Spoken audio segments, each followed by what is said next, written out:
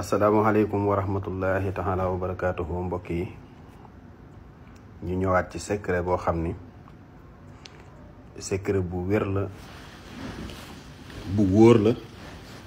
bu mën a maye koppar waaw mën a maye xaalis lool sax macha allah waaw xam naa ku ko mën nag bu fekkee ni dimanche nga koy tàmbali bu dimanche jotee da ngay def 70 fatiha muy juróom-ñaar fukki fatiha bu altine jotee nga def juróom benn fukki fatiha mooy 60 fatiha bu talaata jotee nga def 50 fatiha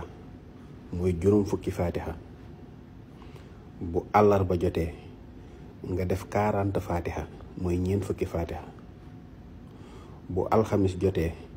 nga def 30 fatiha mooy fanweeri fatiha bu ajjuma jotee nga def ñaar fukki fatiha mooy 20 fatiha bu samedi jotee nga def 10 fatiha mooy fukki fatiha léegi nag noonu nga koy def rek di ko def chaque semaine noonu nga koy defee man daal wax naa leen ni képp ku yàlla dogal nga def ko incha allahu rabbi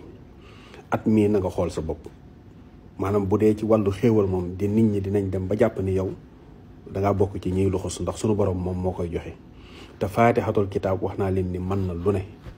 wasalaamu aleykum wa rahmatullahi taala wa barakaatuhu